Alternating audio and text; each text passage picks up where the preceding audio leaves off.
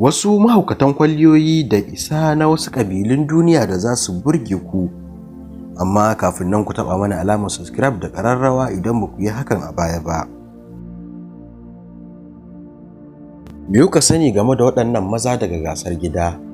To wannan ƙabilar Waddabi ce inda maza ke gasar kyau kamar yadda kuka gani.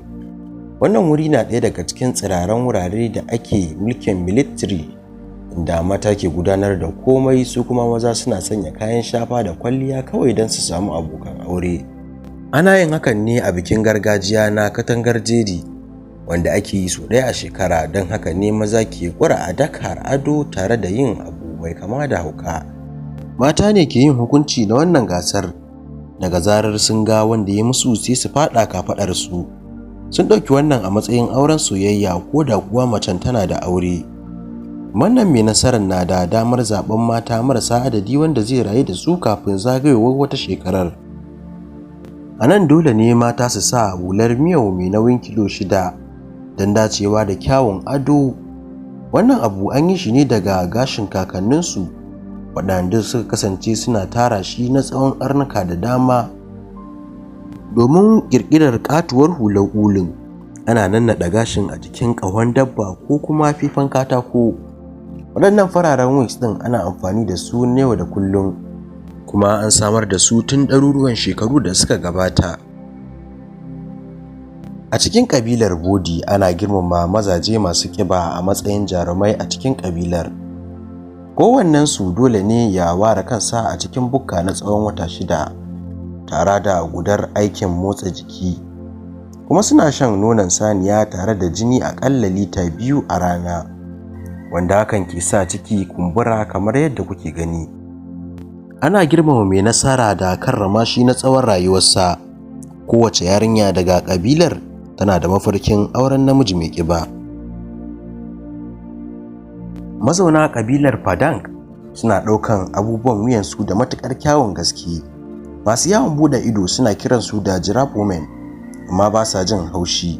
Abin wuyan na nuni ne da nusharwar cewa a shirye suke da yin aure. Suna sanya abin wuyan ne na tagulla a duk sararin wuyansu. Ana sanya wa yarinya zoben farko a shekaru 5 zuwa 9 har zuwa shekaru 43.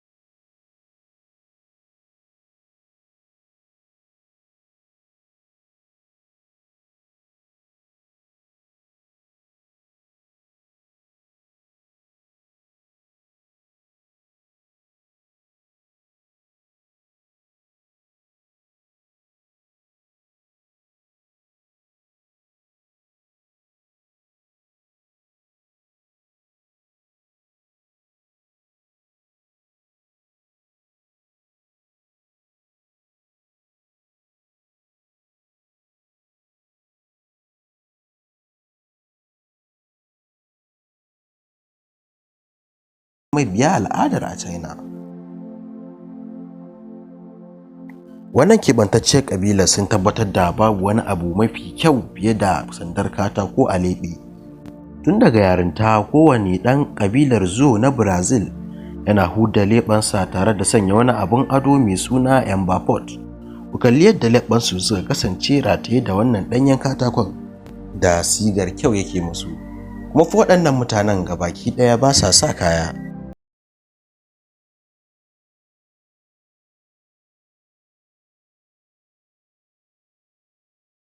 Ba iya al'adun kyan ba kenan, amma iya wannan za mu bari a yau. Shin akwai wasu al'adu na ban mamaki a kusa da ku ko a duniya? Kai mecece taka al'adar? Wace al'ada ce tafi burge ku a cikin waɗannan al'adu da muka lissafo? Ku ajiye mana amsoshinku a comments. Za mu so ku danna mana alamar subscribe da ƙararrawa idan kai sabo ne a wannan tashar. Mun gode.